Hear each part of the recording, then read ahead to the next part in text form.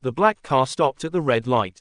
Inside, Marcus leaned back against leather seats, his gold watch catching the glow of the traffic lights. People on the street stared at him with envy. He had climbed out of the same broken streets years ago, but now he lived in a mansion on the hill. He thought the past was gone forever, buried under piles of money. What he didn't know was that the streets never forget.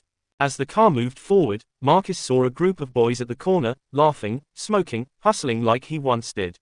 For a moment, he remembered his youth, dirty sneakers, empty stomach, running from cops.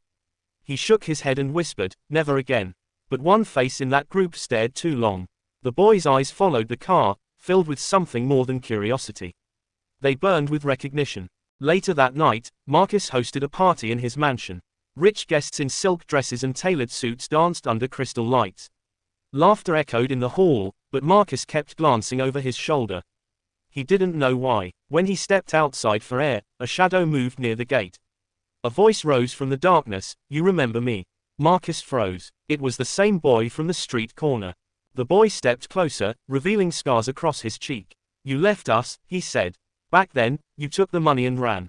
You left my brother bleeding on the sidewalk." Marcus's chest tightened. He had tried to erase that night, the robbery that went wrong, the partner he betrayed to save himself. He thought no one would ever know. But here it was, standing at his gate, alive in the form of the dead man's younger brother. Fear gripped Marcus, but pride pushed him to stand tall.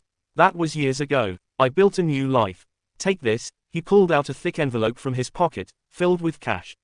"Forget the past." The boy's face twisted. "You think money buries blood. You think money silences the streets. My brother's name still echoes out there." He threw the envelope back. The bills scattered across the driveway like fallen leaves. That night, Marcus couldn't sleep. Every sound in the house felt like footsteps coming closer. Every whisper of wind felt like a voice calling his name. His wealth no longer felt like protection, it felt like a prison. For the first time in years, he felt small, like the boy who once begged for food under broken streetlights. The next morning, the city woke to shocking news. Marcus's mansion gates stood wide open, his car left running. Inside, he was found slumped on the marble floor, clutching his chest. The doctors said it was a heart attack, but those who knew whispered otherwise. They said the streets came to collect. At the funeral, men in suits cried politely, and women in black whispered about his empire. But outside the graveyard, that same boy stood silently, hands in his pockets. He didn't smile, he didn't cry. He just muttered under his breath, "What money can't bury, the streets will always remember."